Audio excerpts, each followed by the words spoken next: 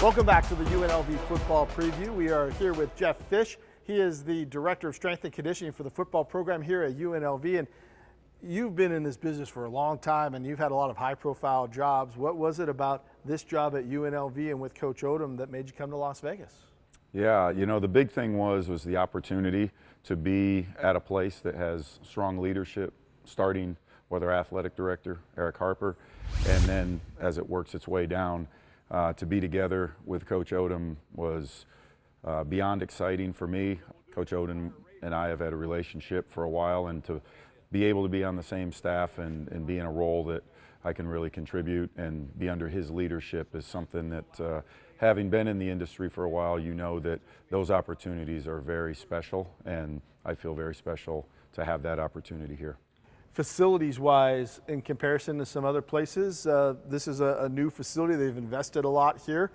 How does this compare to some of the other things that you've seen around the country? Yeah, this is a elite facility. This is a top-end, high-profile facility. This is something that we can do our jobs at a high level in it. We have plenty of resources in it. I think it's something that is attractive to any athlete that wants to train at a high level. We have the physical resources, and we have the people that can make that happen. We all know that wins begin in the weight room. How have you seen this program and these players kind of develop in the 6 months that you've been here getting ready for the season? Yeah, you know, and it has been. It's been a journey. The players have worked extremely hard at developing a habit set, a competitive mindset that it doesn't matter really what we're doing in terms of what exercises, or is it a 2-hour workout, is it a 1-hour workout? It's a mentality that no matter what's put in front of us, that we compete at it, we give our absolute best at it, and we hold ourselves to a standard that we want to be able to stamp day after day and build a culture of that.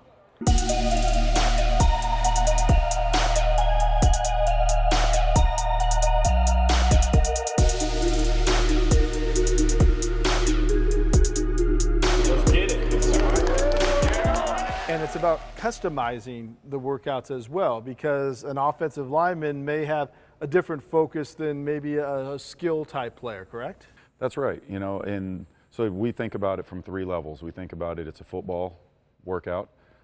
We look at it by position, and then we really look at it by the individual. So maybe an offensive lineman that will be in our program for 4 years, that offensive lineman will have different needs compared to an incoming first-year player. So from our forms of assessment, our forms of testing, we're able to break each player down and really get to understand them. We call it a movement fingerprint. Everybody's unique, and we have our reset cards where everybody has an individualized card to help with any restrictions, any imbalances, any needs that we may need from a strength, power, speed standpoint to address those, and take a lot of pride on that to make sure that 110 guys have exactly what they need to develop at that stage of their career too, because it'll change. And I know a lot of people may not realize that the strength and conditioning coaches spend more times with these players sometimes than the football coaches, just because of NCAA rules in terms of how much contact coaches can have and how much contact you guys can have to work them out. So you're kind of that first, middle, and final stages with these guys before they take the field. Yeah, and that's exactly right. You know, you think about what we've done starting in January, right? It was, we're going to start working out, we're going to start getting our guys in shape, start to develop them and look at where they're at coming in as a new staff. So it's a tremendous responsibility on my shoulders, which goes back to the opportunity of being here. I mean, I love that.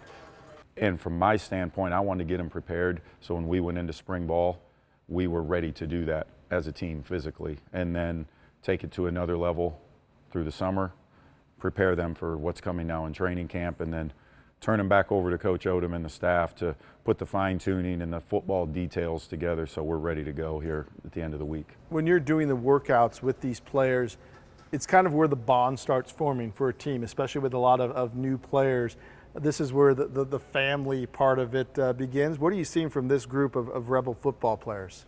Yeah, I think they're a group of guys that wants to be coached. They're a group of guys that want to improve, that want to be successful. You know, they want to play the game. They want to play it at a high level. They want to experience the successes and the rewards of putting in all the hard work, going back to those long, cold days in January and, you know, battling through some of the tough things we did and 110-degree heat every day in the summer, and some times when you don't know if you're going to make it through that workout, let alone that week.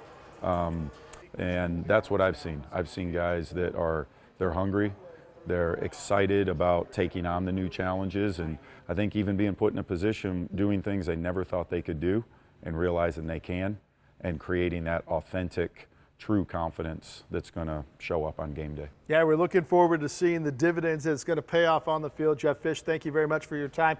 We're going to take a short break. We're going to come back and talk special teams with coordinator James Shebas right after this.